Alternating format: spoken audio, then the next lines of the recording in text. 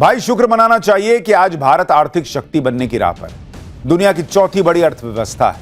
Fitch जैसी rating agency Bharat की GDP की ग्रोथ रेट मौजूदा वित्तीय वर्ष में अनुमान से ज्यादा रहने का ऐलान कर रही है। जो पहले 6.5% थी वो अब करीब करीब 7% होने का दावा किया जा रहा है। और ये अमेरिका की एजेंसी है बॉस। इसका मतलब क्या हुआ? मतलब सीधा सीधा यही है कि ट्रंप का 50% वाला दाव मोदी नीति ने धुआं कर दिया। जो दौर आज की दुनिया का है, जो दौर आज की जियोपॉलिटिक्स का है, उस दौर में भारत खुशकिस्मत है कि उसके पास मोदी जैसा विजनरी लीडर है। ये बात मैं नहीं कह रहा, इंटरनेशनल मीडिया में ये बातें पश्चिम के जियोपॉलिटिकल एनालिस्ट कह रहे हैं। भाई शुक्र मनाना चाहिए कि आज भारत आर्थिक शक्ति बनने की राह पर दुनिया की चौथी बड़ी अर्थव्यवस्था है। फिच जैसी रेटिंग एजेंसी भारत की जीडीपी की ग्रोथ रेट मौजूदा वित्तीय वर्ष में अनुमान से ज्यादा रहने का ऐलान कर रही है। जो पहले 6.5% थी वो अब करीब करीब 7% होने का दावा किया जा रहा है।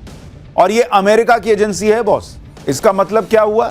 मतलब सीधा सीधा यही है कि ट्रंप का 50% वाला दाव मोदी नीति ने धुआं कर दिया। कहने का मतलब है कि ट्रंप टैरिफ लगा तो रहे थे, लेकिन मोदी ने उसको उतनी ही तेजी से काउंटर किया। देश के लोगों से स्वदेशी सामान खरीदने की अपील से लेकर नए मार्केट खोजने, दूसरे देशों से बड़ी और ऐतिहासिक डील करने तक मोदी लगातार काम करते रहे। मोदी की अर्थनीति और कूटनीति साथ साथ चलती रही। चीन के साथ रिश्ते को सामान्य करने की दिशा में तेजी से काम कर रहे थे। और आखिरकार ट्रंप को यह समझ में आ गया कि कहीं ऐसा ना हो कि वही हाल हो जाए कि ना मोहब्बत मिली ना विसाले सनम। वैसे भी दुनिया के लिए भारत और पीएम मोदी का जेस्चर हमेशा से एक दोस्त का ही रहा है। राष्ट्र हित को सबसे ऊपर रखने, लेकिन दूसरों को नुकसान न पहुंचाने की नीति प्रधानमंत्री मोदी की नीति रही।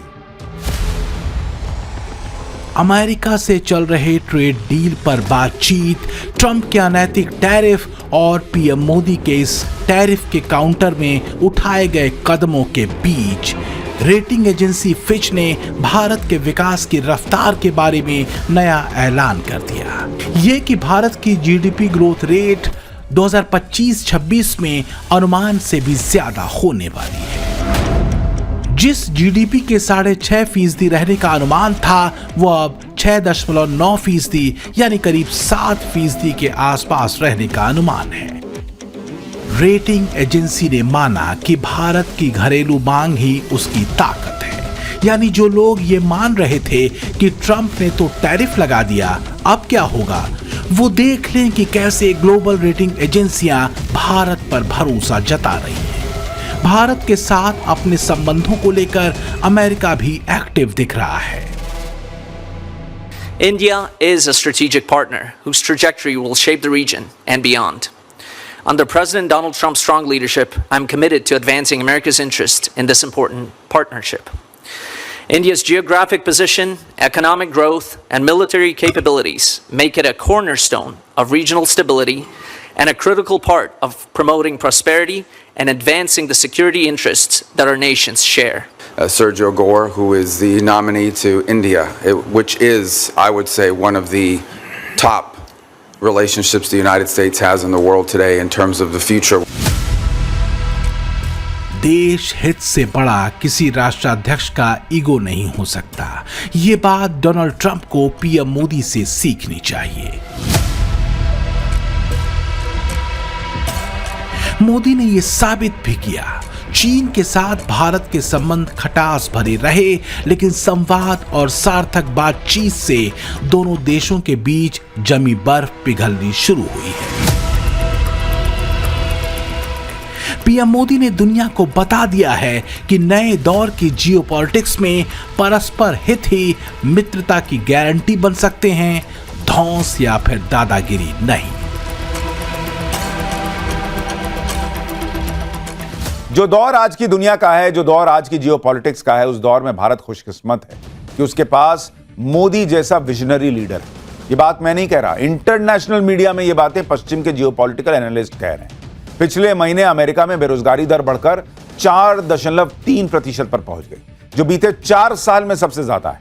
इससे पता चलता है कि अमेरिका का जॉब मार्केट कमजोर हो रहा है। भारत के साथ अमेरिका की ट्रेड डील होने का मतलब है दोनों देशों को होने वाला फायदा। और यह बात ट्रंप को अब समझ में आ रही है।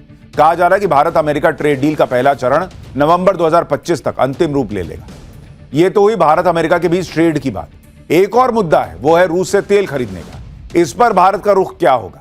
क्योंकि बात सिर्फ एनर्जी डील की नहीं है, बल्कि दोनों देशों से पुराने और गहरे संबंधों की।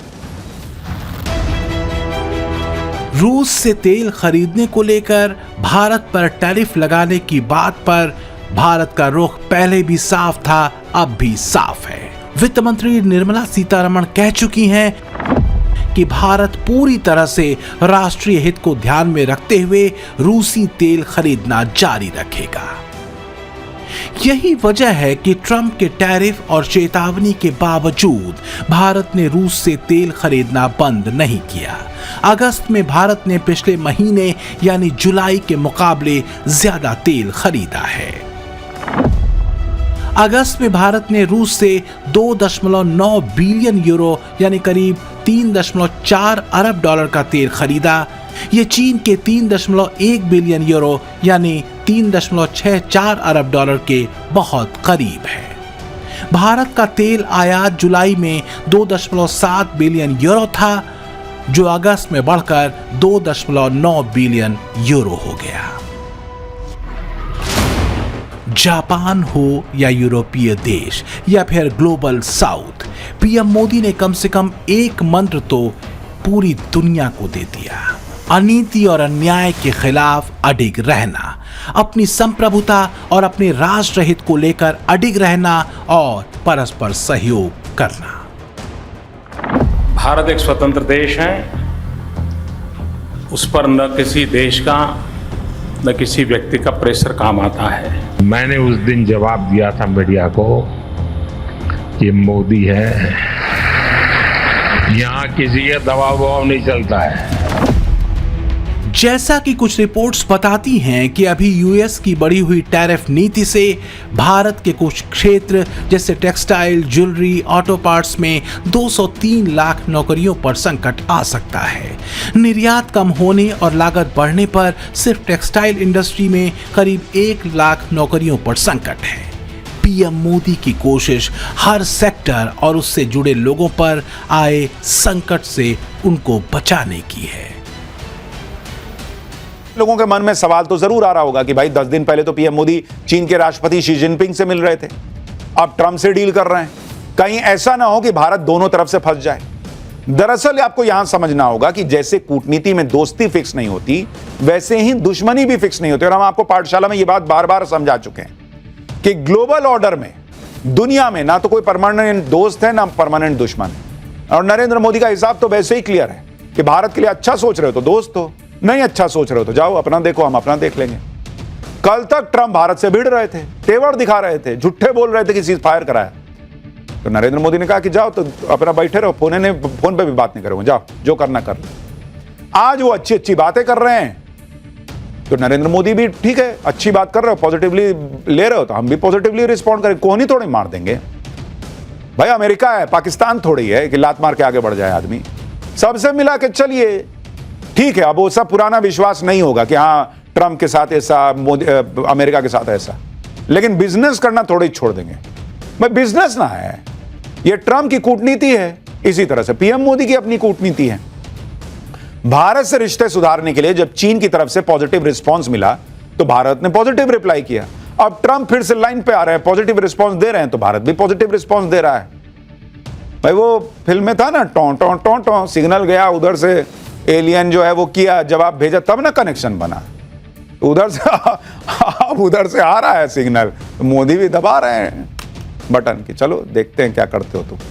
तो ये सारा मामला चल रहा है, लेकिन अभी भी फाइनल बात होनी बची है और कोई ग्लोबल ऑर्डर जो है वो बदलना, रशिया को धकिया दिए, चीन को छोड़ दिया, ऐसा नहीं हुआ है। हाँ, अमेरिका पॉजिटिव बात कर रहा है तो हम भी पॉजिटिव बात कर रहे हैं।